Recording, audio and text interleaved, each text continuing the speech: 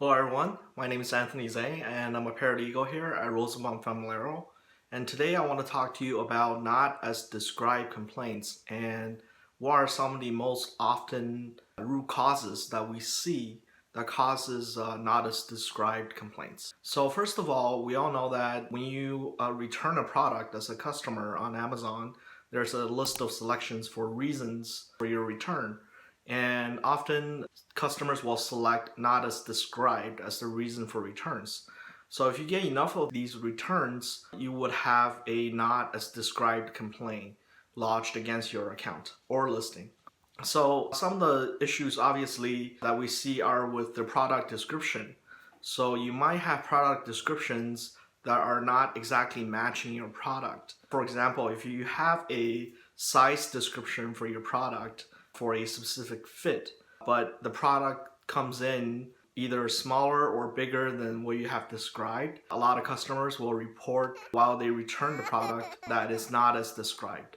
Other things we see often is with branding. Oftentimes, with not as described complaints, Amazon will say that the product you're selling might be a generic version of the product and not the branded version of the product. We see this often with private label brands. So if you're selling a product that's not properly labeled, you might also encounter this issue. Other issues include defects and quality issues where your product might be of lesser quality, and often customers will file not as described returns, causing complaints. So with all this in mind, there's a few things that you could do to make sure that you don't receive these type of complaints. First, obviously you want to make sure that all of your product descriptions are matching with your product.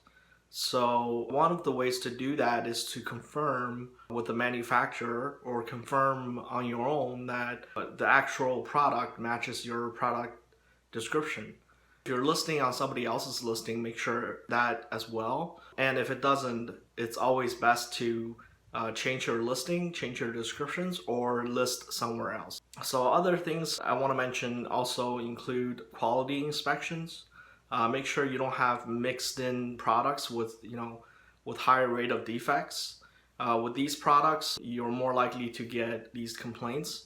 Also, for branded products, make sure the branding match. And if you're selling even a generic version under a private brand value, make sure that your products are labeled.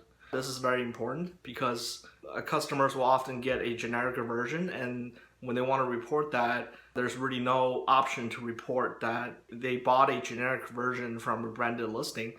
So they will often select the not as described reason for returns. So with all these reasons in mind, we're very experienced in dealing with various types of complaints, including not as described complaints. So if you ever received a complaint like that, you can always contact us and we are always here to help you.